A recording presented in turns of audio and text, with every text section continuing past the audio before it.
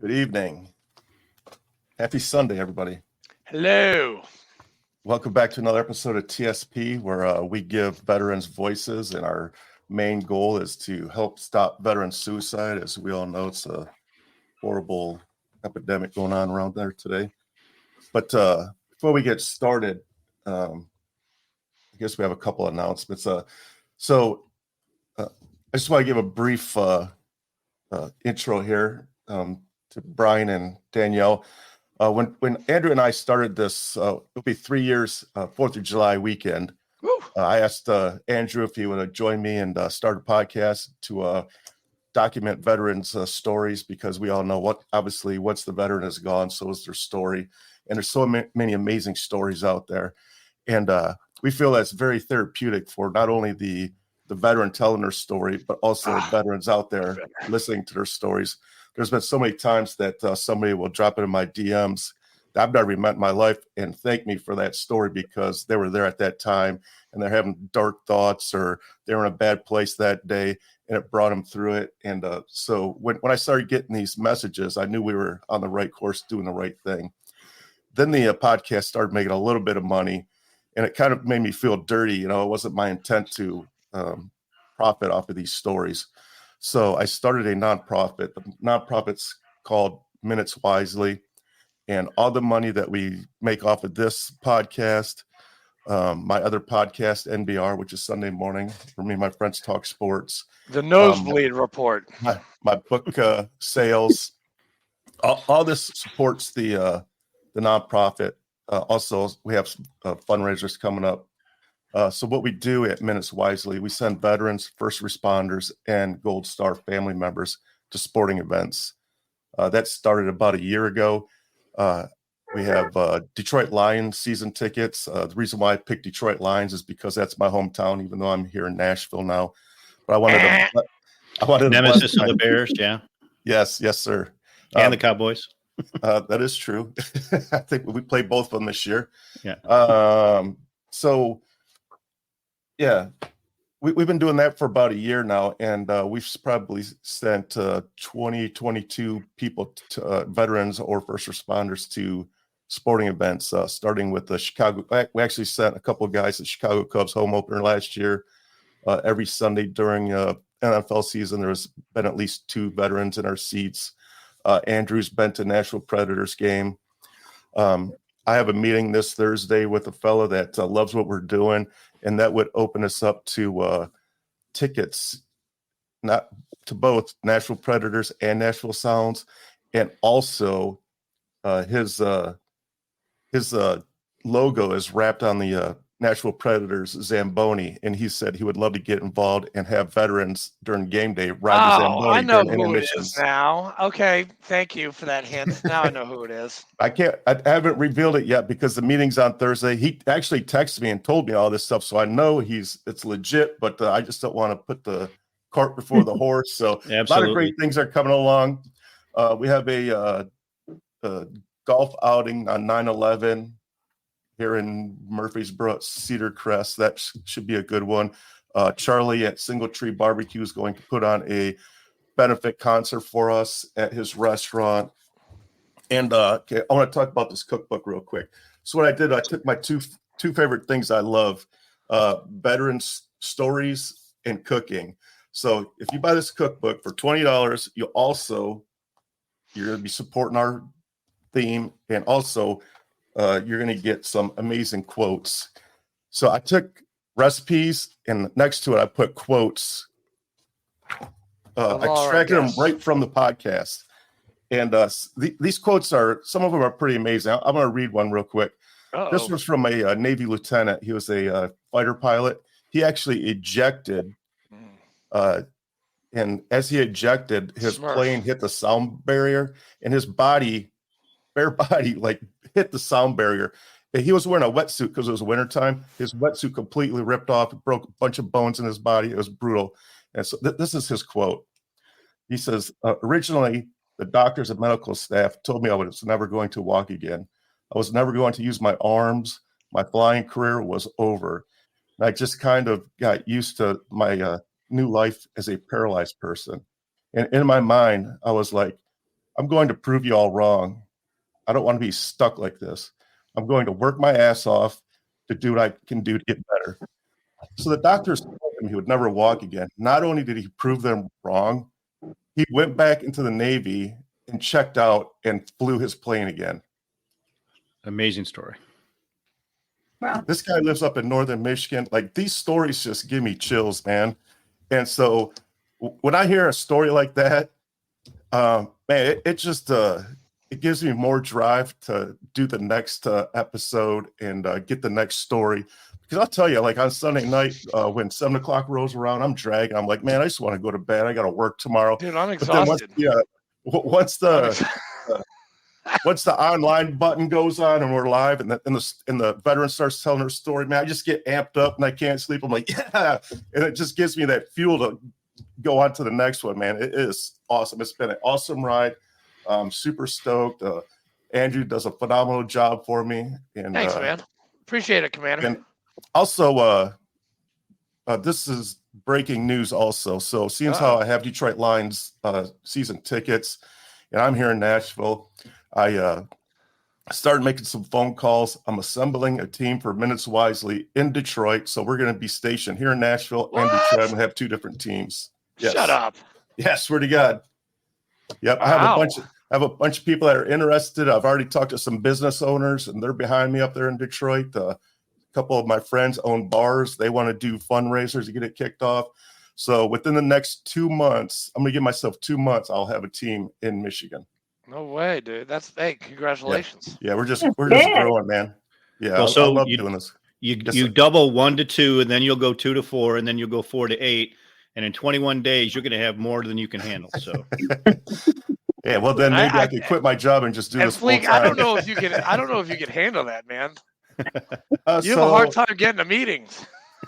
I have a hard time getting to meetings because I have a lot to do. You know, I'm just kidding, man. this is my heart and soul right here. I know And, it is. I'm just messing with you, dude. The goal would be to I have all my roots are in Detroit. You know, I'm a veteran of the year up there. I've been with the American Legion VFW for probably 20 years, all up in Detroit. So I know a ton of veterans in Detroit, Michigan. So I could put a stellar team up there and not even have to worry about it. Here you go, take the reins, go entertain veterans, first responders, and Gold Star moms. All on you guys. You know, I don't need to be there. You know, it's not about me. It's about He's the veteran. It's delegating. about the person in the seat. Commander, you're delegating, so that's Yeah. good. Yeah. So we're getting there. So that's what I got. Andrew, what That's do you have? Me, we had a really busy last Saturday. We were at the Borough Barbecue Fest. We had a table out there. We teamed up with American Warrior Festival, mentorship and training with Dan Clore, who is also one of our VFW members. He lives in New York. And yep, there you go. Patriot Pride. Always, dude, Mark, you're always putting something out there about Patriot Pride. I don't know how he's responding right now because he's got a show going on right this I know. very second. And we adopted Louis J. Good he's a good dude too. And we built an obstacle course for our adopted JROTC high school kids who we've adopted our VFW 12206. We adopted them 3 years ago. We support them monetarily with bodies. I gave out awards 2 weeks ago to them for Voice of Democracy and some citizen awards. So yeah, we just had a really long weekend. That's why I'm so tired. And I was actually napping at the Red Cross before I had to take blood today from Murfreesboro to Nashville. I was like this. They had to wake me up. They're like, "Hey, Andrew, you're ready to go." I'm like, "Yeah." It took me like 2 hours, but I do that every Sunday. So if you guys want to do that, if you're out there in La La Land and you want to help out, go to your Red Cross and be a biomedical transport specialist. It's really easy. You don't really need that much training. You take a box, you take it from one place, and you put it in another place. Yeah, but you have Then to you deal with drive the home. Nashville traffic. Hey, Sunday's easy, man. It took me 25 minutes to get to Charlotte Ave today. 25 minutes. That never happens. That's a 2-hour drive Monday through Friday. Usually, yes. That's why I don't do it on Thursdays anymore because I don't want to deal with that traffic. That's crazy. State convention is coming up in June for the VFW, so be there, be square.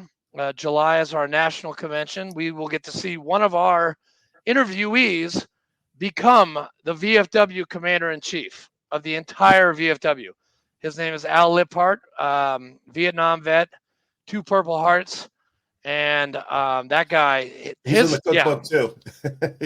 he's in it got a couple crazy times. story. He did something and he didn't even remember doing it. Yeah. And it was vicious. It was all grunt, man. Yeah. He was in a 4-day firefight. No, he has zero recollection of it. None at all. 4 solid days. But Al is going to be the first combat grunt commander-in-chief that they've had in probably about 10 years. So Al's going to be good. He's from Georgia. Good guy. We're going to have our first woman commander-in-chief the year after. Carol Whitmore from Ohio is the senior vice, and next year she'll be the commander-in-chief. Not that she's a female. She's from Ohio. No, because she's from Ohio. No, I'm glad. I mean, the VFW has never had a female commander-in-chief, and she's going to be the first one. Just joking. I'm from Michigan, so I there's know. a love-hate relationship. He hates Ohio. He hates Skyline Chili. He hates Ohio with a passion. Yeah. But that's all I've got. But I'm not from Ohio. So it's when you're born in Michigan, you're born and raised to hate Ohio, and it's likewise Ohio hates Michigan. Hey, I'm a Georgia Bulldogs fan, man. Go Georgia. Yeah. So Dogs. it's so bad. The hate is so bad. When I drive back home, I have to drive through the entire state to get to Michigan. I always gas up and eat and spend all my money at the Kentucky border because Ohio doesn't get a nickel of my money. Wow. I stop and use the restrooms. That's deep, and I hope you know where this anger comes from, because if not, I'm scared here. Danielle's going. She's going therapist on us. Oh yeah. She's gonna start analyzing me now. Hey, she's good, and you know what? Danielle, and I'm gonna take this time, but Danielle and I have known each other for a very long time, like 7 years. Danielle, right? Yeah. Yep. And she was one of my first podcasts that I did with her when she was doing a podcast called Devoted to a Soldier. Her son is a VFW member of our post. She is an auxiliary member of our VFW 12206, one of our first. She and my mom and Katrina, and those were like the first auxiliary people that we ever had. Yeah. Then the auxiliary didn't work. Now it's back up. Yeah, now it's back up again, and you're still on the roster, Danielle. So you're good to go. Don't take it not working. I'm not going to take that as a personal thing. It just no. It's the people that we had there. It just and the national and the state people, they didn't work together very well. And so now it's we've got a good guy, Jim Africano. He's the president, and he's probably got about 20 auxiliary members, and he's got 7 businesses in town, and he's a good guy. He knows what he's doing. The VFW district and state, they're very strict. If you don't do it the right way, they will shut you down. They will shut you down. You have to read the bylaws, man. Yeah. You do it the right way, man. If you're going to be a commander, you have to know the bylaws. You have to know section 103. You have to know section 203, 400. And if somebody does something wrong, like steal money, like you guys probably see that every 3 months, there's a quartermaster getting in trouble for, for light fingers, which we have never done. We've never gotten in trouble. I think they shut down an entire state last year because of that. I forget which state. I don't want to throw states out because I'll probably get it wrong. So that's true. I see in the news all the time. But we've been around for 3 years, and we've been all-state, all-American. We're going to be all-state, all-American again. Fleek was actually my commander before I took over for 2 years, and now I'm the district commander of 10 posts, or I will be in July 1st. So that's a preemptive title, but I was elected last Thursday as District 5 commander. Congratulations. And Brian, I was just talking to Mitch, and you just spoke to him too, right? I did. I talked to him right after brother, you did. Yeah. my Freemason brother, our fellow VFW comrade in Texas. He's with the legislation. He does a lot for Texas, and he is even on the board for Grunt Style Foundation that has merged with IW. So all of us here talking, we are all touched by somebody that we know, which is very cool. I think that's awesome. Small world. Danielle's done IW hikes. She's been there. She was down in South Florida. They actually have a hike in Portsmouth, New Hampshire coming up. Yeah. Get out. I told the guy, we actually had him on the show. His name is Charles Schroeder. And Charles, how are you? If you're out there, I told him our post is going to buy all the Dunkin' Donuts for breakfast. Dunkin' Donuts is huge up in that area. I love Dunkin' Donuts. We have one right next to the house. It's awesome. I think we determined it just started up in like Boston, didn't it? No. Yeah, actually, I'm gonna check my phone. I don't know, but I feel like Dunkin' Donuts is on every street corner, as the West Coast has a Starbucks on every street corner, right? It's like the divine, and I don't know. I'm in the middle now, and it's confusing. You got a lot of mom and pop Dunkin' or donut shops here. Yeah. I don't see what people like about Starbucks, man. I think it tastes burnt. Me too. It's so bitter. I can't drink it. I don't like it at all. I'm not a fan. Not a fan. We have actually a Starbucks like kind of in a town around here, and it looks so out of place because everything is so mom and pop, like you said, Brian. Like this Starbucks, it just is wrong. I don't think it belongs in here. Dunkin' Donuts started the first one, Quincy, Massachusetts. Yeah. And it's still in operation. Unlike Blockbuster. Yeah, exactly. Yeah. That's all the announcements I got. All right. Commander. Do you want to Sorry, I call him Commander because he was my commander and he will always be my commander. So yeah, when he does that, everybody thinks I was an officer in the Navy. No, I was a yeoman. I was an officer. Let's get that. And I was enlisted too. So the only officer up in here is that guy in the corner. I had worked for a bunch of officers. Yeah, so did I. I got yelled at by a bunch of officers. So did I. So did I. Probably generals, right, sir? Later on, yeah. So, I retired as a colonel. Do you want to introduce them there, Andrew? Yeah, without further ado, this is Danielle Rocco, my good friend, and my new friend, Colonel Brian Searcy. They both live in Texas now, which I forgot when you moved, Danielle. So I still did, like 2 weeks ago, I still thought you were in California. I like to stay on the down low now. Everything is Katrina was like, yeah, she's in Texas now. I'm like, oh, when did that happen? Well, Katrina knows all, so. Yeah, she does. Katrina, you hear that? Yeah, she's sewing right now. She bought a sewing machine from Costco the other day. You should be doing her homework. No, she did it. She did it last night. This is weird. Like she's usually doing a paper on, like she's getting her MBA. So she's usually doing paper and responses and all that stuff on Sundays. And now she's downstairs, I think, actually either sewing or eating pizza. I don't know. Well, both good choices.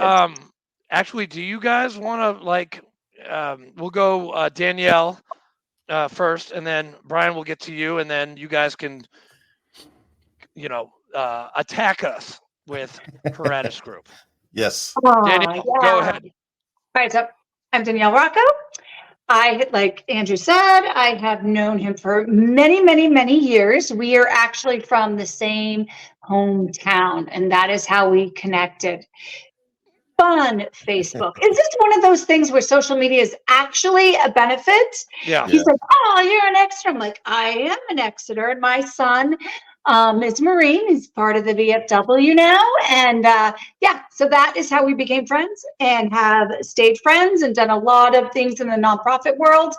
I did, like you said, have a podcast back in the day, devoted to a soldier. I took a hiatus. I went a little MIA, like a little cocoon for a little bit, I think, which is good when you go through a big transition in life. I feel sometimes we don't take time for ourselves and we just keep rolling and things become chaotic and hectic and you lose yourself and sometimes things can happen. So I did a little me time for a couple of years and now I am back. I was introduced to Brian from my boyfriend, my love, my heart, Major Scott Husing. That's how Brian. Hey, buddy. He's out on the tractor. He's doing his Getting thing. on the show pretty soon. Yes.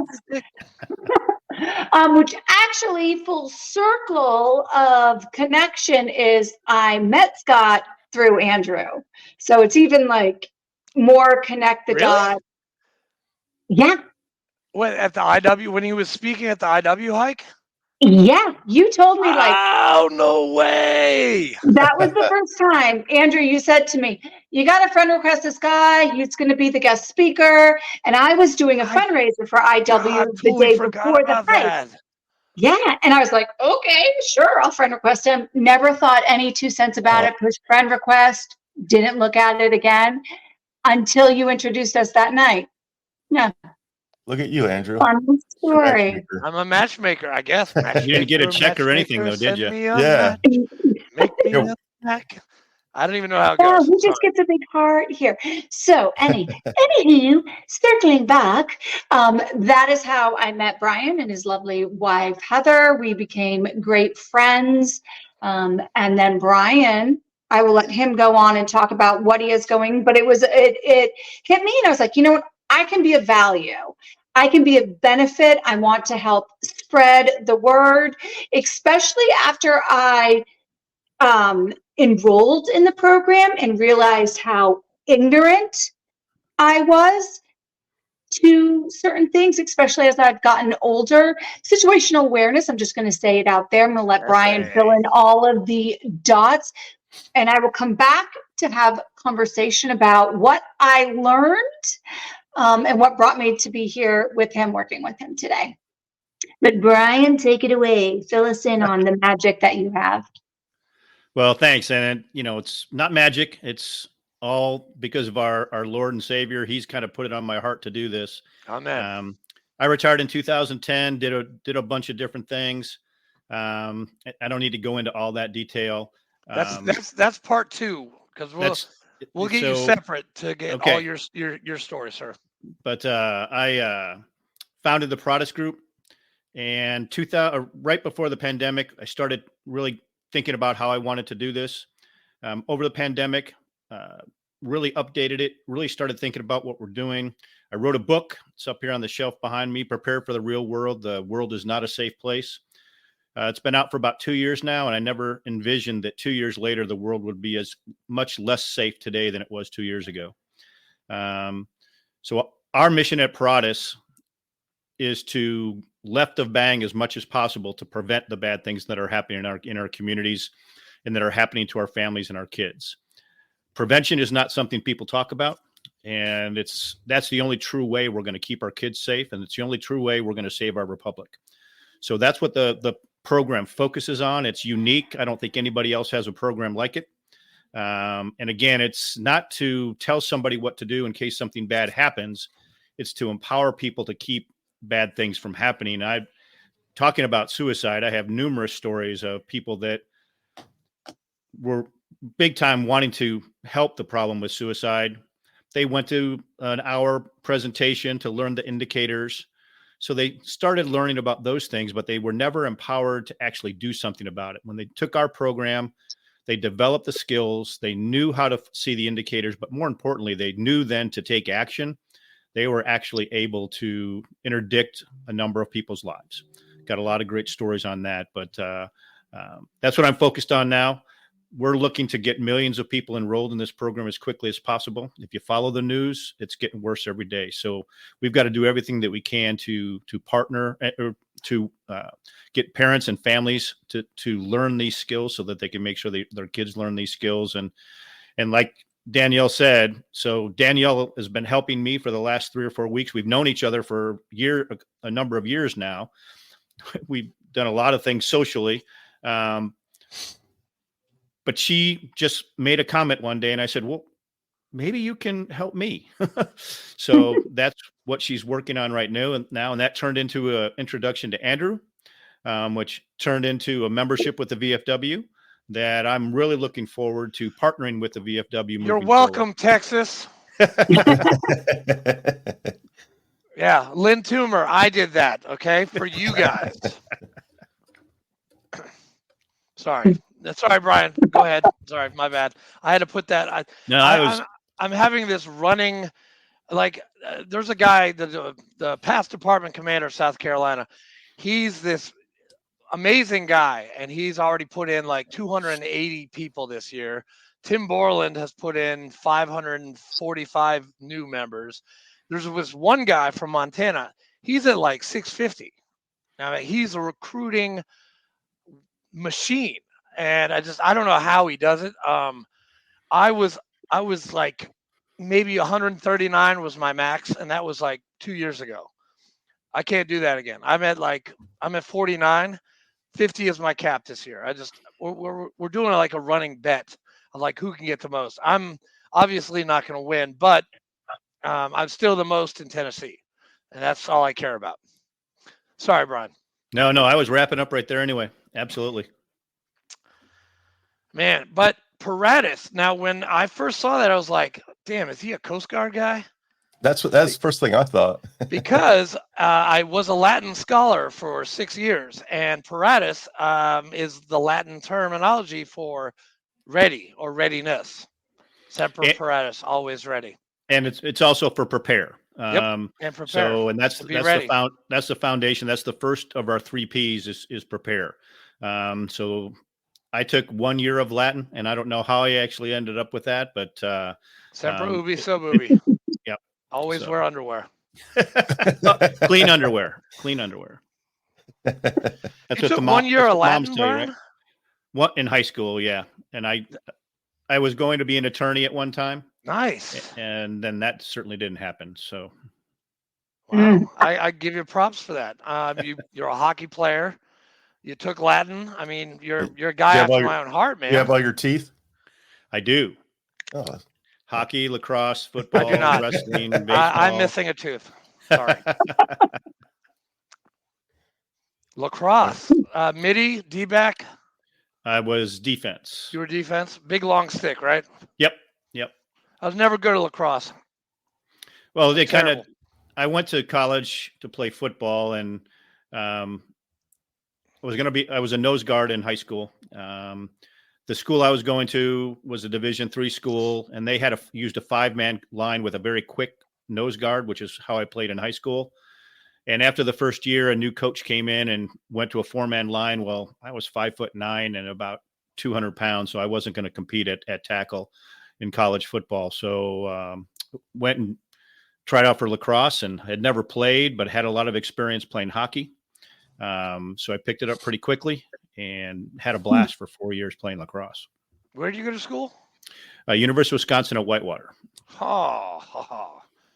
Wait, that's not the Badgers, right? That's a different. No, that's the Wisconsin in Madison. So it's one of the state schools. Wow. Damn. Nice. That was a long time ago. Danielle, you went to Exeter area high school, right? Didn't you go to Exeter high school? No, but my kids did. All my kids were Exeter, except for Jacob. He was Northampton, and he stayed. You went to the Northampton school?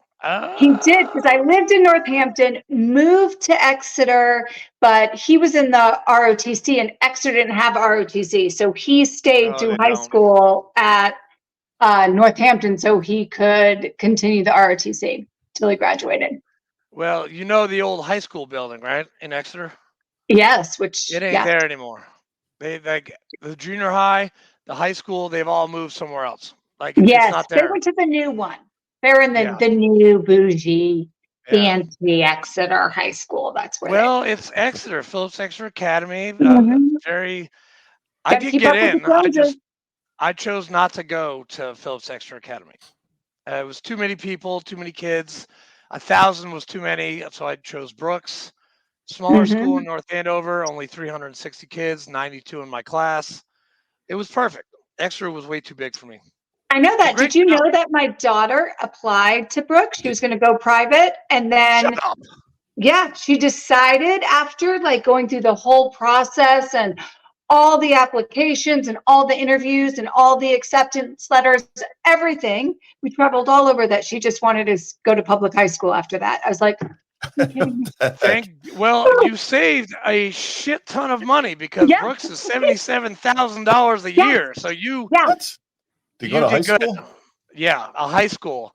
Now, when I Holy went, moly. it was way cheaper. It was like $50,000 cheaper, but now they're like, they're up Even that's now there. a they're lot of big money. time. Like all the schools up Mhm. there, like St. Mark's, Groton, Cho Rosemary Hall, Phillips Exeter, Phillips Andover.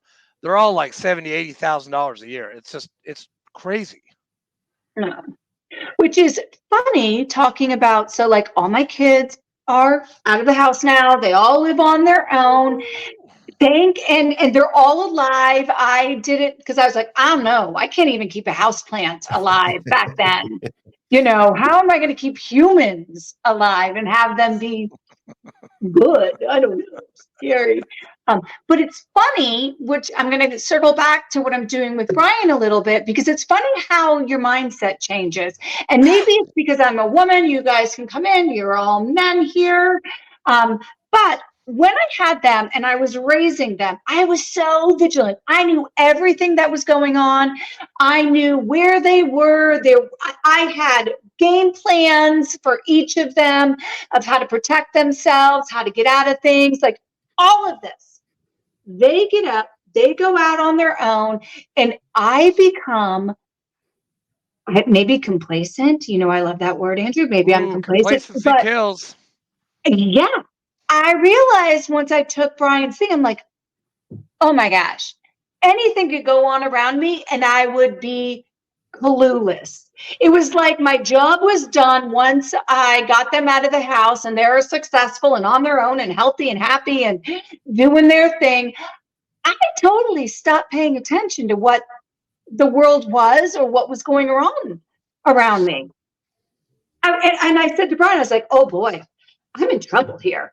Like I was probably one of those people that had their head in their phone working, especially I work remote now. So I'm working as I'm doing X, Y, and Z. Anybody could have done anything and I would have been clueless. And I don't know, is that a woman thing? Is it No. a human thing?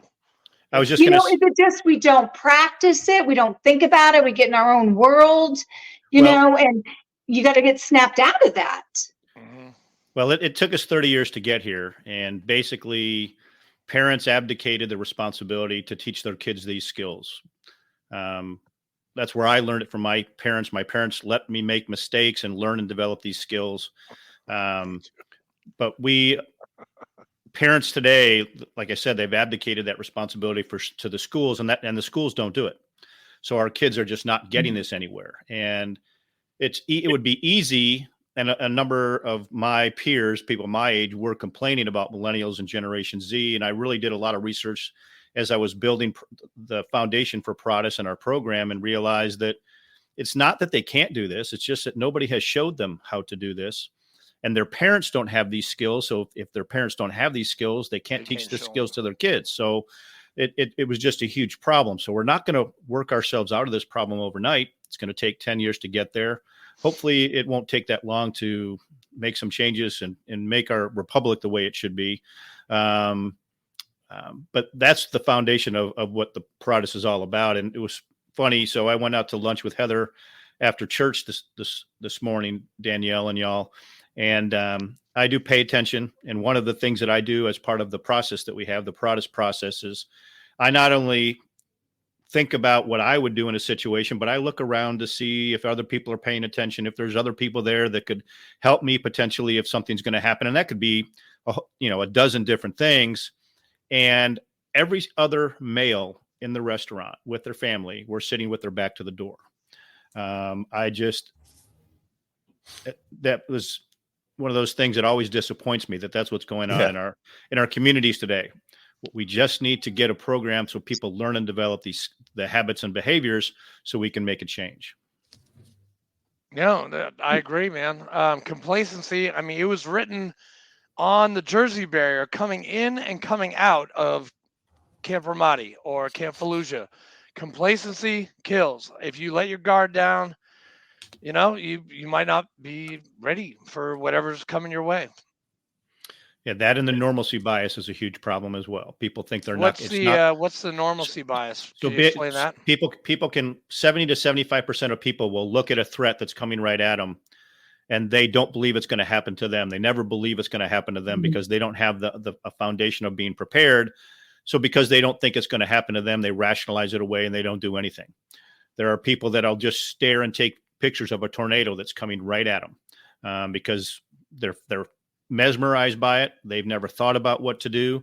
And again, they rationalize that this can't be happening to me. So they don't do anything. Okay, I have a story. I still need the program because I got bees. Let me tell you. I'm still working on it. So I have bees. I did my whole class because I'm like, if I'm going to have a beehive, I don't want to kill these things. I need to be educated. So I went and I took a whole day's class, and I've YouTube and I've read books. I've done all of this. This will circle back to what we're talking about. So we get the bees. Now, Scott is like, babe, this is all you. I will listen to your bee stories, but I want nothing to do with it. I don't want to get stung. This is not my jam. I will take the honey and I will help you in any way, but I don't want to be involved. Well, he had to help me get the hive. We got the hive, and the entrance is they staple it shut, So we take the hive and we put it there. Now, these bees are PO'd because they just drove 2 hours in the back of a pickup truck, and then they were on a dolly going through 10 acres of the ranch to the corner, and you can just hear them. They're mad. I did all this preparation, all this classes, all this reading, everything. And so he's there, he's helping me because I couldn't get the staples out and whatever. And our old 14-year-old dog, who does not venture 10 feet off of our, the porch area, decides to follow us out there, unbeknownst to us, because it's dark now. It's nighttime. We're doing this in the dark. And I even have the blood light for his hunting on because they don't like white flashlights. But if you have a red light, they don't notice it and it's not going to make them angry. Okay, so here we are. We get everything out, and I'm like, okay, I'm gonna take the crate out because we have it, stapled in. I'm going to take it out and we're just going to take off because we didn't have the smoker or anything to calm them down. So we do it. I'm like, fend for yourself, run. Our poor dog, we find out, has followed us and is sniffing all around it. I'm like, Portia, come on, let's go. And she's rolling around now because she's getting stung. What do? I leave.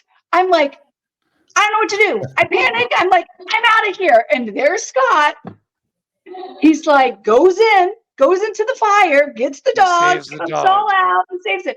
So the point of that story is no matter how much preparation I did, I hadn't practiced like any of it yet. And so I failed. I ran and I left Scott and the dog to fend for themselves. Is Portia okay? Good on you, Scott, yes. For doing that. Anyone who's been to Ramadi will definitely go in and save the dog because Ramadi was 10 times worse than 100,000 bee stings. I can speak from experience. True. Yeah. Dog's okay. Scott's fine. I got stung. But needless to say, preparation and practice. Practice is it. You can prepare all you want, but if you are not practicing every day, you will do what is natural. And apparently mine is to run and leave all my loved ones behind. It's a lesson learned, Danielle. Lesson learned. Yeah. Yeah. He's like, you're awful. You need better training. Well, Brian, that brings us to the 3 Ps. What are those again? You told me before, but yeah. So the 3 Ps are: first, you have to be prepared. Then it's to prevent. And then that's how you're empowered to protect. So a major portion of our program is developing that first P, and it's the prepared piece, and it's so that you can then prevent bad things from happening. When I started kind of in this area, it was about right after the Parkland shooting, and I started doing active shooter training in schools. And we would go in and do about an hour and a half with the teachers, and then we would do an hour or so of scenarios.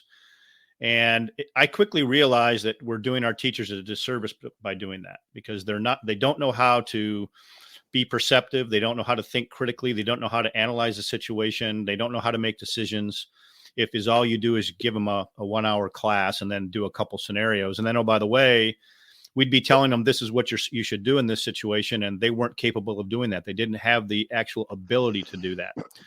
So I then developed, which was the foundation of the Paratus 3P program, which we taught them situational awareness so that they learned how to analyze situations so they could make decisions. I'm the Run, Hide, Fight program, if you've ever heard of that in schools. I think as a protocol, it's great, but as a standalone, it's terrible, because there's no way for them to know if they should run, hide, or fight. They don't know how to analyze the situation.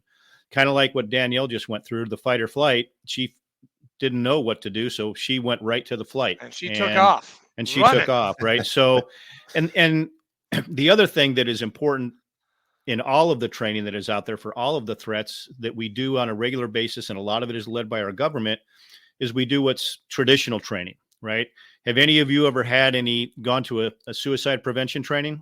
Probably most people here might have, or how to stop human trafficking, or a lot of the things that you get in a number of areas. Well, a lot of people go to those things to support those nonprofits because they're passionate about it, or they know somebody in their family that was, or a close proximity of a friend that was assaulted or attempted suicide or was potentially human trafficked. Well, if you go to a 1 hour class, within a week, you'll forget 97% of what was in that class, number one. And number two, you're not empowered to do anything. I learned in the military flying airplanes that it takes practice, it takes investment, and you have to then feed into what is called your lizard brain. It's the part of your brain you go to under stress, because you don't rise to an occasion, you fall to the level of your preparation. So that's why we would practice boldface. We would practice all the types of emergencies. We would practice what we would do when we came into contact with the enemy, so that when that happened, we then could analyze the situation, know what to do, and then make the right decisions. So that's a big foundation of what our program is all about. And so traditional training doesn't work. Human trafficking is growing by 1,400% every single year, year after year. But January is the Human Trafficking Awareness Month. It's not solving the problem. We have a suicide awareness month, yet suicide rates are raising anywhere between 19 and 27%, depending on what age demographic you're talking about. Carjackings are on the rise. Bullying is on the rise. There's so many things that are getting worse. And it's because we don't empower people with the tools to be able to identify the indicators, but then, like I said, actually take action. And that's what the Paratus process is all about. And that's what drives the 3P. So circling back to the active shooter, you'd go in and try and tell somebody what to do. Well, the situation that's actually going to happen is not going to be the one we practice. And so if it's not the one we practice, we're really not setting them up for success. So we prepare people, and then we help them figure out what they are capable of doing. And then if they want to learn how to do more, then we can point them in the right direction to get that training. So we're all about developing habits, behaviors, and a mindset by practicing the process. It takes 90 days to create new behaviors. So that's why our program, the beginning of our program, is 90 days long. And then it goes on for the remaining 9 months, like Danielle talked about, so that you don't get complacent. So you further build those habits and behaviors so that it's something that you just practice on a regular basis. Quite frankly, it's just something that you do automatically and you don't even think about it. Mm. Hey, Brian, are these the classes? So do you own like a school? Or you teach people this? So I travel around the country and I speak on this, but my vision, and this is one of the things Danielle is helping me with, is we need to get to tens of millions of people to take this program. It's in a learning management system. So the way it works is you enroll in the Paratus 3P program, and we have a number of, what we're doing is partnering with organizations where then they introduce us to their donor base or to their clients? Absolutely. And I've already got it written for the VFW. So it's coming your way. Danielle said for me to email it to you as soon as we're done here. Oh, I want you up in Murfreesboro, like ASAP, like teaching. I mean, as district commander, you can come to a district meeting and you can reach 1,700 people just in one meeting. I mean, I think that would be pretty cool. Yeah. So Paratus is a for-profit company. So the program when we started out was $299. We're discounting it now with these partnerships to $79 or $7.99 a month for 12 months. Andrew the nonprofit one I sent to him. They actually bought down the program.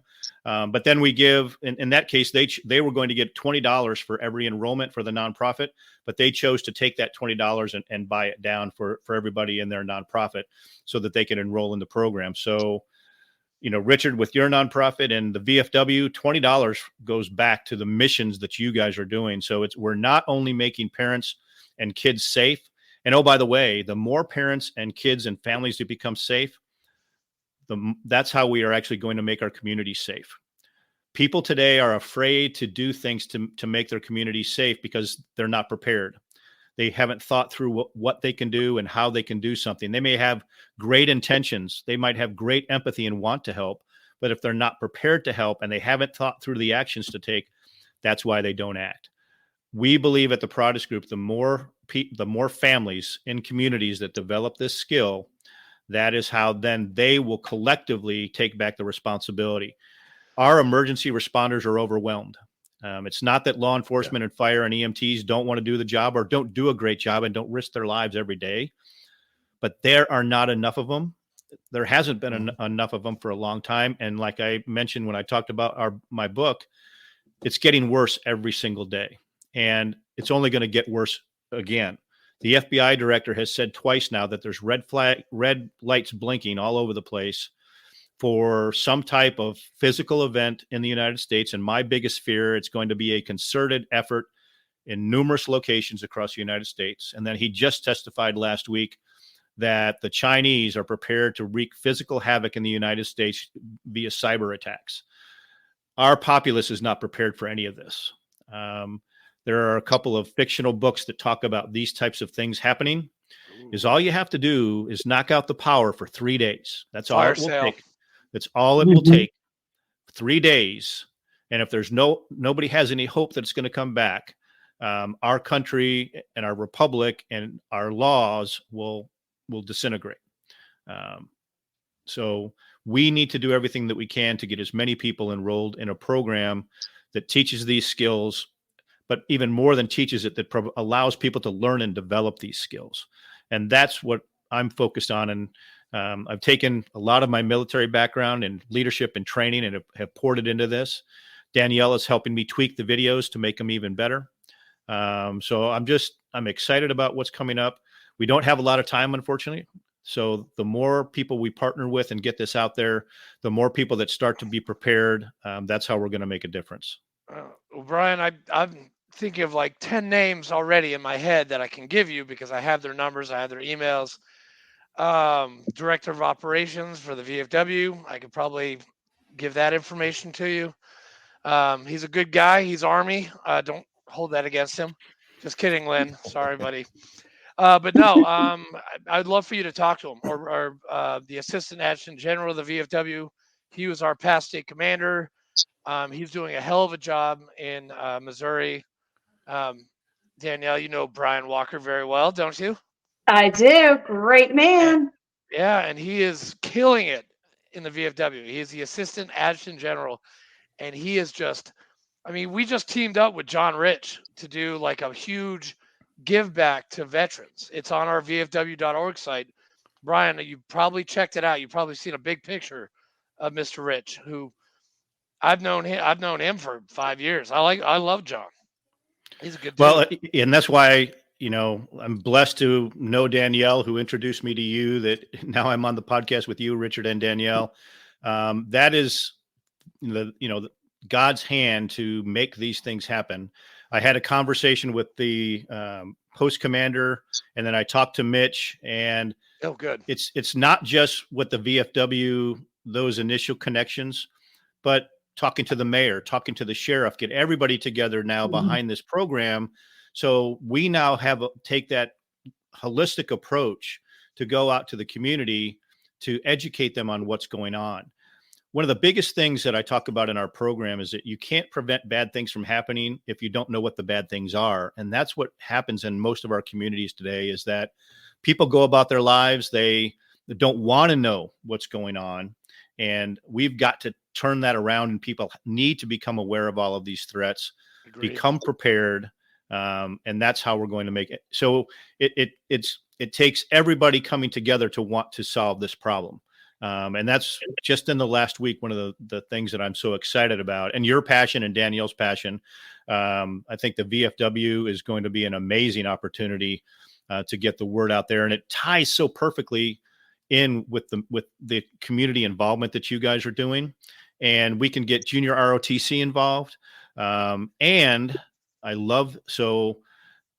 spent about an hour and a half's worth of time after talking to Tim and Mitch researching what the VFW does and what you give back. So that's why I'm excited about that, the opportunity to raise money for those efforts. And I'm still learning new stuff that the VFW does. Like every day, they have so many programs out there, and this is right up to our wheelhouse. I swear. I mean, the VFW. I thought this in my head. I was like, I went to this thing for church there, the Bishop of Tennessee, and it was stewardship generosity. And I'm like, well, stewardship, like that's what we do in church. But you know what? The VFW, you take out St. Paul's Church and you put VFW, you can use this whole PowerPoint for buddy checks, talking to people. Hey, how are you doing? Are you still interested in the VFW? Just like saying that for a church. Hey, like I've had to call 32 people in my congregation in the past week just to check on them. And because we're getting ready for, asking for money, which a lot of people hate to do. Especially when I first started doing all this stuff, I hated asking for money. And now I'm sort of getting good at it, I guess. I still need some work. Well, that's one of the reasons Danielle's helping me, because I don't do a good job asking she's good. for money. She's good at asking for money. She's real good at asking for Just kidding, Danielle. If it's for a good cause, I'm all in. No, I'm like, hey, listen, you are like the good cause fairy. Like you come and you make good things happen. Like with IW, you made great things happen. Devoted to a Soldier, you made great things happen. You talk to so many people. I mean, I still on my Facebook, I still get like, oh, you remember doing this with Danielle? It was me and Sarah Lee and Malachias. You had all these guys on your podcast and spreading the love, like what me and Fleek are doing now. I mean, we just took an idea and we're like, okay, let's roll with it. Like we didn't know what we were doing. Me and Fleek were doing this at his house when we first started this thing, and now I'm at my house, and now Danielle, you're at your house. Brian, you're at your house, and Fleek, you're at your house. Yeah. I mean, it's changed a lot. Yeah. Well, I think that's what I know we're kind of probably going to wrap up here, but what I love is that you take the course, right? And you're getting aware of these things. And okay, Scott probably doesn't need this as much as I need it, right? Maybe the members of the VFW, don't need it as much as their wife, their children, their sister, their cousin. You guys are trained in this for X amount of years, right? So you always need to have the refresher, and it's good for you too. Yeah. But what about everybody else in your life? That's kind of where my passion is, that all those other people, the tendrils, and I even think of it now after I've gone through it. To my kids, they're adults. Yeah, they learned from me, watching me when I actually knew and cared and paid attention because they were little, and that was my whole job, is keeping them alive. But those circumstances don't pertain to them anymore. They're not going to, high school situations. They're adults now. And so I'm like, they need this course because they need to prevent in their stage of life that they're in now. It's changed. Every couple years, life changes, the environment changes, Yeah. you grow up, so it's one of those things that I think you do and you redo and then you give because everybody's in a different stage and understanding of it. You just sparked an idea in my head, Danielle, by saying that, because the auxiliary, they were not trained. They are regular civilians. And Yeah. I mean, Fleek, myself, and Brian, we were all trained for like the worst. And I've got PTSD, so my hypervigilance is always like up here. I mean, I'm trying to get it like here, but I mean, 5 years ago when you met me, or 7 years ago, I was up here. Like I was like, I didn't trust anybody. Andrew's not shy. No, not anymore. Not anymore. You were never shy. Shy wasn't the issue. But I stopped drinking. I went to Save a Warrior. I did all this stuff like Outward Bound for Veterans. Like it all came, and then IW really, really helped me.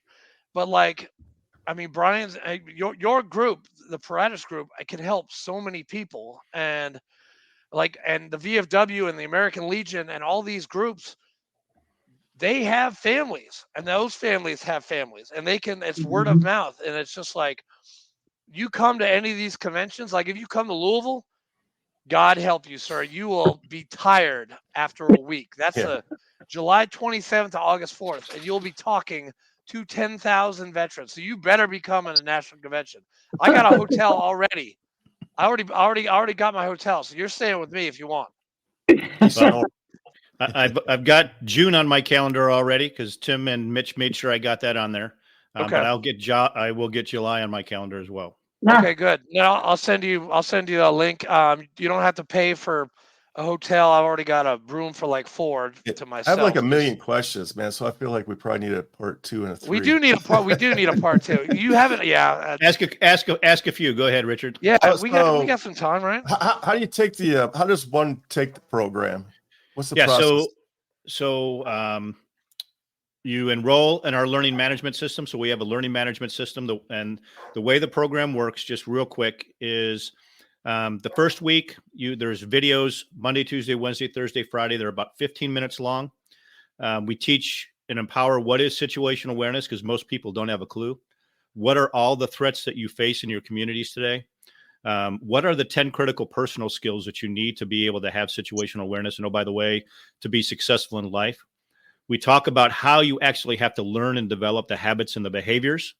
And then on Friday, that all gets tied together. Then starting in week 2, there's content Monday, Wednesday, and Friday. And that is a 3 to 4 minute video, because we use micro relearning. Is all we want to do is reinforce the learning and development of this skill and the practicing of the process, which is introduced in the first week as well. Then on Tuesdays and Thursdays, emails go out that are real world emails that are maybe from a day prior, where we're tying together the threat that we're facing and how practicing your process can prevent that from happening, how you can keep yourself, your kids, your community from being victims in the first place. That goes on for 11 more weeks. So that's the end of the 90 days. And then for the remaining 9 months, they get content on Tuesdays and Thursdays, where we are still reminding them of the threats that are going on, how you practice your process, how you keep your kids from being victims. And the thing that's a couple of things that are unique about the program is our program uses the micro relearning. It uses drip content, so you can't sit down and do all 160 minutes at one time. That defeats the purpose. So our content is released at specific times. You get reminded of it. So you go in and you reinforce the learning. And then, like I said, it goes on for 90 days. So everybody else just predominantly does. Oh, the other thing that is unique about our program is we talk about all of the threats. There are some people out there that do some great stuff against human trafficking and against suicide, but we want to empower people to be able to stop all the things that are happening. So we talk about all the threats and the scary thing. And I talked about the book and what's going on in our communities.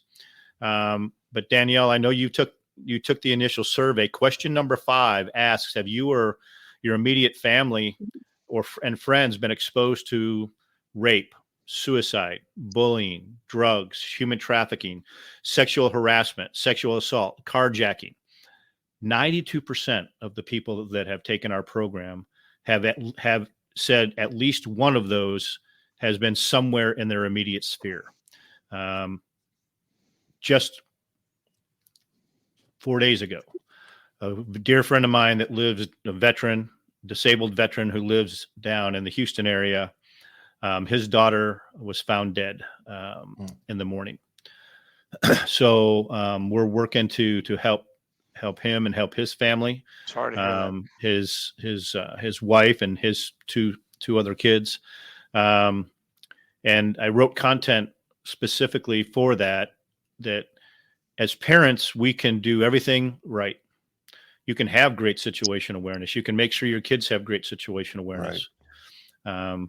But sometimes there's nothing that you can do.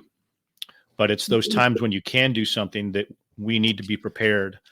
One of the biggest things that I hear from parents whose kids have been involved in bullying or suicide or human trafficking or have been raped or assaulted, regret is one of the things that they have, because there were almost every single time indicators.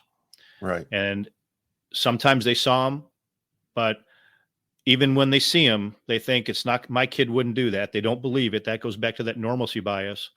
Yeah. But more importantly, they haven't thought about what actions to take, so they don't do anything. I have a real world situation. This is literally not a hypothetical. This actually just happened, and it's been all over the news. So I want to get your perspective on this. Down at the Donald Trump case, a man from Florida shows up at the doorstep. There's thousands of people there on the doorsteps. This dude douses himself with some kind of accelerant, lights himself on fire. But then the news team goes back to his hometown and interviews his neighbors, and all the neighbors are like, yeah, he told us he was going down there. He's going to be a martyr. He's going to martyr it. But nobody did anything. Like, what would, like, somebody in your shoes, what would you do if your neighbor's like, yeah, I'm going to be a martyr, and then this happens? Well, so there's a lot of different things that you can do. And one of the things that's important that I kind of alluded to it in our program is I say this every presentation. I don't like to ever be called an expert, because I want to make sure everybody knows that I'm consistently and constantly learning new ways to talk about this. In this situation, it's actually taking action and doing something. And it depends on how old that person was that saw it. So if it's another teenager, they should tell their parents, and then maybe that's what happened, but then the parents didn't know what to do. The other thing that's missing in our society today, and I talked about those 10 critical skills, only 6% of kids coming out of college know what these skills are, much less practice them. And it's been that way for the last 20 years. So if they can't think critically, if they don't know how to communicate, if they don't have empathy and humility, the chances of them actually doing something to help somebody else is very, very, very low. But when we prepare people and we empower them to learn and develop these skills and then be willing to do things, that's then how we get them to actually do something. I talk about all the time, and oftentimes it's the little things. You start with those little things. So I carry jumper cables everywhere I go in my truck. And I can't tell you how many times in the course of a year, because I don't count, because it's too many to count, times that I've been in a parking lot somewhere or the side of the road and somebody's car wouldn't start. And I was able to take a little bit of time out of my day, jump their vehicle so they didn't have to wait for a tow truck or their parents to come. And then they could get on their way. And of course, then they still had to deal with whatever the problem was. But I was prepared with the tools. I knew how to use the tools. But more importantly, I cared about other people, and I actually did something about it. And that's what we try to empower with our program, is that you learn and develop those skills when you're prepared and you understand what empathy, that's how you're going to be much more likely to do something. So Richard, because of this thing right here, people don't know what to do anymore. People see a fight, people see something going on, they'll take this out and they'll record it instead of doing something to try and help prevent or stop whatever is happening from happening. Yeah, so true. Walking into the DFW airport, I travel quite a bit, and like most airports, it's got the outer doors, and then there's a an area, and then they've got the inner doors, and they do that for weather, not for security. Well, if you've ever been in an airport, about every 5 minutes you hear a recording, do not leave your bags unattended, right? Yeah. So I walk in the outer doors, and there's 4 bags along the side there. Nobody's there. Nobody's there at the bags. I look around. I don't see anybody. I walk back outside to see if maybe the owner of the bags is smoking or something outside the airport. No, I walk in the inner doors, and there's a security person standing right there. And I walked up to her and I said, "Do you know whose bags those are?" And she goes, "What bags?" Oh my God. So the security guard didn't even notice it, wasn't even aware of it. But there must have been at least 30 other people that walked by those bags that paid no attention to those bags. And it's because people they may have actually seen them. Some of them might have actually said, "I wonder why those bags are there." But then they weren't prepared to say or do anything about it. And so in that case, I told the security person. So to circle back around in that situation and it's just like if you've ever had training to try and prevent suicide, anytime somebody says one of the indicators of suicide, you have to take it like they're going to commit suicide is in the next minute or two. Right. And you have to intervene. You have to be willing to put yourself out there to do something. So when people are prepared, that's when they call to the point. You call the FBI hotline. If you think something like that's going to happen, you call, the local police. You try to find that person, have a conversation with them if they're a friend of yours. But people today, they're not empowered to actually act. And that's what we need to change. Yeah, I think that goes back in the history of this country, though, because two of the two dates in American history, there's been indicators. December 7th, 1941, there was major indicators. 9/11, 2001, there was major indicators. And nobody said anything or did anything. And those 2 very significant days. And here I am, 58 years old. I know exactly what happened December 7th, 1941. I wasn't even born yet. But it affected not only myself, but it affected every single person on the planet, not just this country. Now, that could have been prevented if somebody would just did exactly what you're saying. And you got to add Benghazi too. That could have been prevented too, but it happened. Well, yeah. Unfortunately, you can look back at history and see all of these failures. And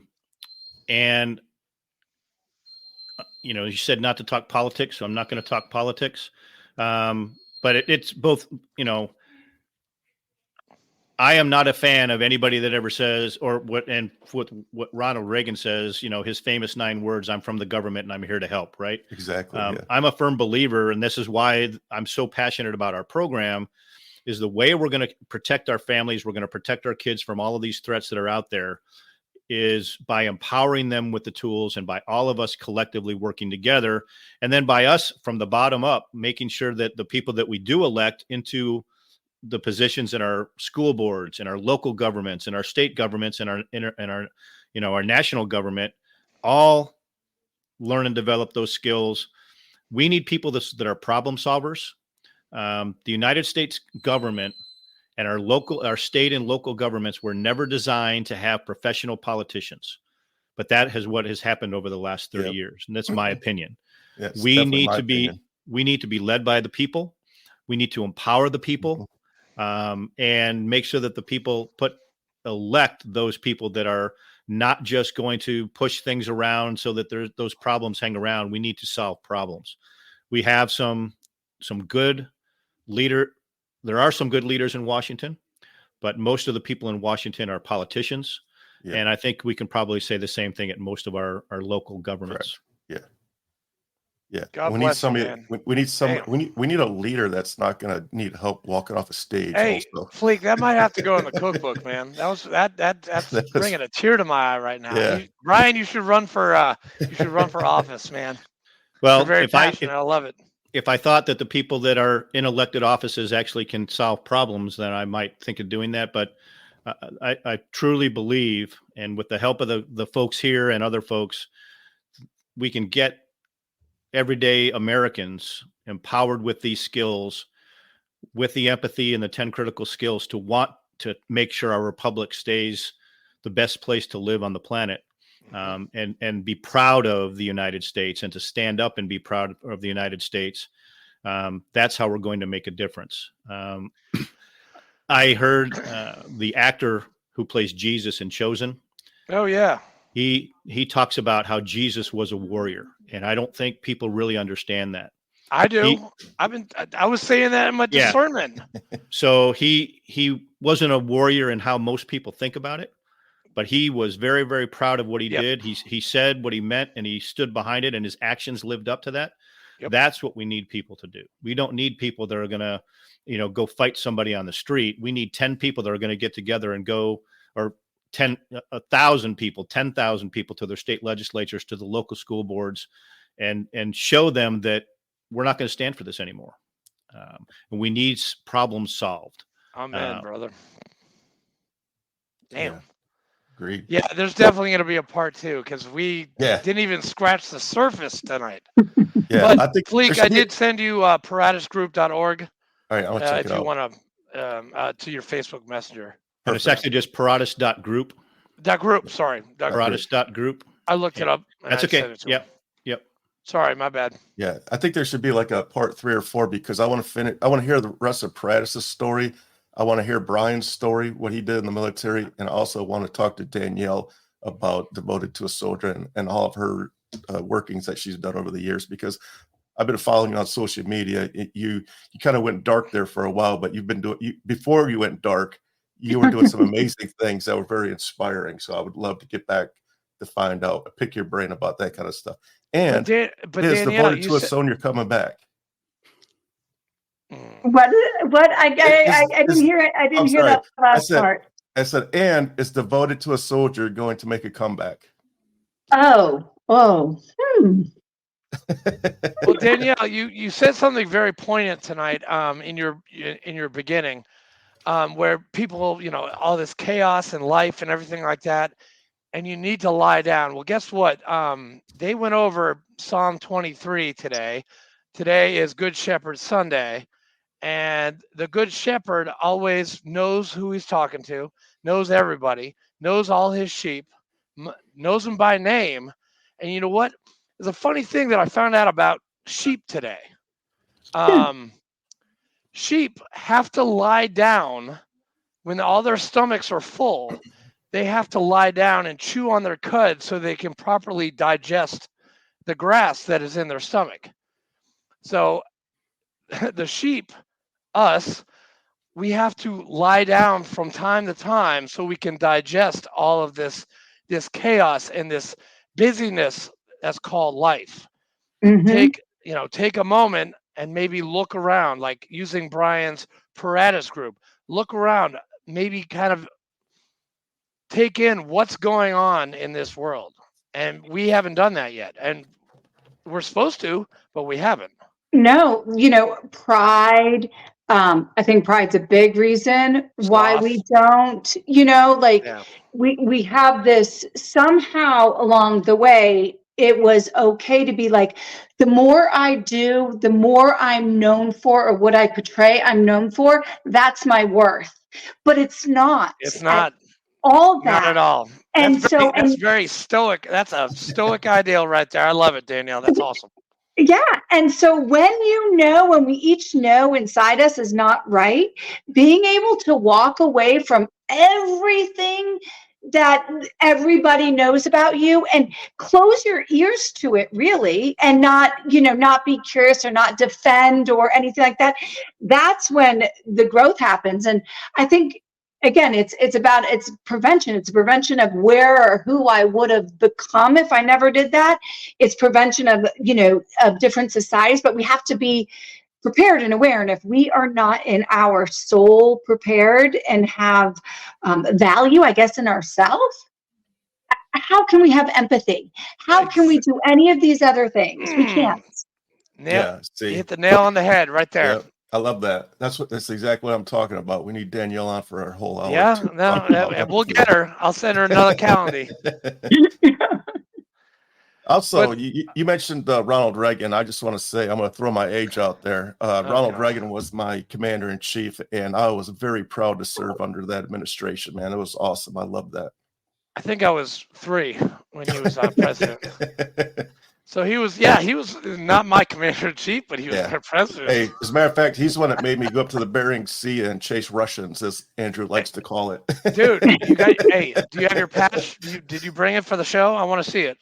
1 second. Yeah, go get it, man. I'm gonna That's go history. turn my. Hey, Brian, how you doing? It's just us now. Yeah. It's just us now. It got dark. We were on so long. I have no know. lights. All right, so the story is we were on Westpac. So I was in the Navy. I was on an aircraft carrier. The same aircraft carrier Top Gun was filmed on. Two of my friends made the cut. They were in the movie. We were there when they filmed that movie. But we were on our way back He from loves Westpac. talking about this shit, by the way. Yes, I do love it. So we were on our way back from Westpac. Our last port was Perth, Australia. So we're on our way back from a 7-month cruise. And we were supposed to land back in Alameda, California on the end of January. And we did not. Next thing we know, we made a left. And all this cold weather gear started flying on, and all these medications for the flu and all these, just pallets and pallets of clothing and all this stuff for cold weather. And I'm thinking, what the hell is going on, man? We're going to California. Why do we need all this cold weather gear? Yeah, the news broke. The skipper came on the bitch box, and he said, "Yeah, by the way, we're not going back home. We're extending the cruise." And we're headed up to the Bering Straits. So it was January in the Bering Straits, which is, for people that don't know their geography, Alaska comes out this way, Russia comes out this way. There's a bunch of islands. We sailed up there. Not only did we sail up there, we launched and recovered aircraft just to prove to the Russians, don't fuck with us because we're going to go wherever we want, whenever we want. And this is what we got out of it. What year was that, Richard? 1986. Okay.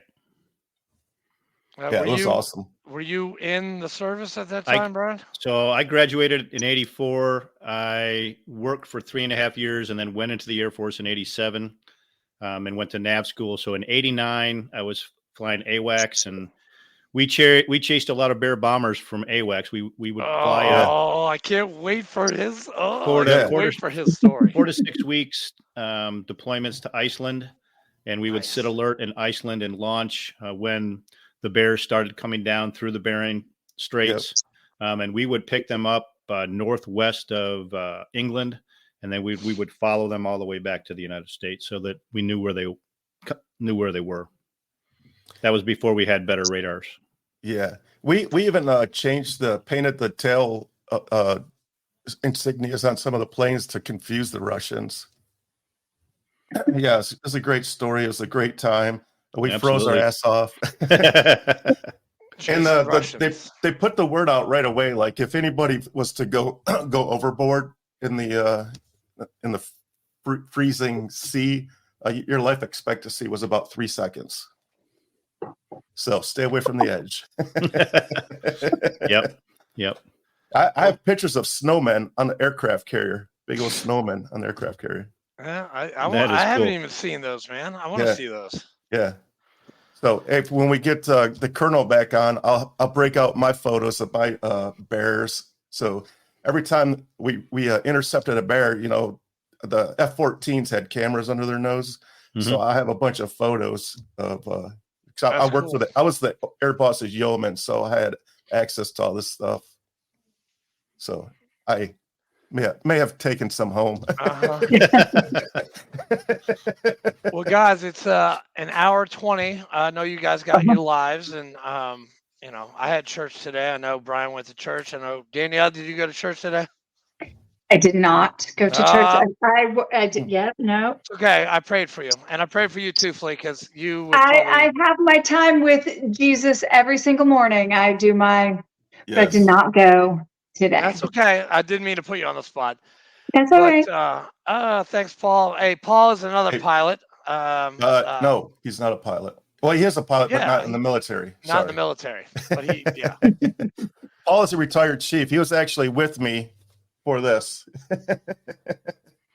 Bering Sea Bandits, yep. Yes, sir. But we definitely need to schedule a number 2 interview, and number 3 with Brian, and number 4 with Danielle. Absolutely. The next 3 weekends are booked now. Yeah, they are. Well, we got one for next Sunday, but then after that, I mean, I don't mind doing lives again, man. I know we were recording, but I enjoy live. But like I said before the show even started, man, like before the show started, I was laying on my couch watching TV. I was a lazy lump of you know what, and I was like, man, we got a podcast. But then I said, once the story gets going, I get fired up. Like I'm ready to run through a wall right now. It's the national anthem. It just pumps us up. That's it. Yeah, I love this, man. But Danielle, Brian, thank you guys so much for coming. And actually, next Friday, I have a left seat, right seat with my with the commander that I'm taking over for. And I will be getting you more emails and more phone numbers next Friday. And more dates, so when you can think about coming down coming up to Murfreesboro to talk to our district, because I think it would be very beneficial to both of you. Yes. Awesome. Excellent. And also, Brian, I just want to say that you should have a podcast because your voice is super soothing and it's very good to listen to. It's better than mine. Fleek has a good voice, but no, mine sucks. I hate my voice. You have a great voice. And No. He's talking about me. He's not talking about you. Oh, he's not talking about me. I thought he was talking to me. So Brian should be on, right here. Brian should be on the radio, and Danielle should be on TV because she's the looker and you have the voice. Well, and Scott, it was a compliment. Okay, just chill. Yeah, calm down. I've been married for 32 years. It's all good. I have a face. So the thing, I have a face for radio, and I always say that. And my wife reminds me on a regular basis, I'm nowhere near as funny as I think I am. So I think you're hilarious, man. And Danielle, you're turning red right now, by the way. Yeah, I think. All right. So, but Danielle, you never did answer. Is Devoted to a Soldier coming back? It is not coming back as of today. Don't put her on the spot, man. Come on, man. She could have said, "Hey, more to come." I don't know. Well, she said as of today. She's always got something going on up there, and those beautiful locks of hers. There's something going on in that head of hers. I just don't know what. We'll find out. To be announced. But Danielle, love you guys. Brian, love you too. Welcome. Thank you. Welcome to being a comrade, and I'm sure you're going to have a very good time in Texas. They are a great department, and a lot of people. I mean, there's like 62,000. They're the big. I just found out. I was wrong when I told you this. Texas is now the biggest department in the VFW. Mitch told me that they have surpassed California, and they have definitely surpassed Pennsylvania. So Texas is now the biggest department in the VFW. Makes sense because they're a large state. Well, yeah, they got like 26 districts. It's crazy. Yeah, my local post is number uno. They're number one? Oh, yeah. Are you serious? Yep, they are. Good for you. Wow. This is pretty cool. That's awesome. That is pretty cool. I'm surprised California even lets VFWs in their state. Easy. They do. Oh, hey, I know that department commander. He's nice. But we'll meet Brian, if you come with me in July, you'll meet all the commanders of every single state, even Europe, Pan Pacific. I mean, you'll meet all of them. They all sit together, and I will make the rounds with you because I know most of them. So this is going to be awesome. Sounds awesome. All right. Love you guys. Thank you guys for tuning in. Thank you. Yes, thank you for having us on. Stick around for a second. Peace out, everybody. Thanks for tuning in.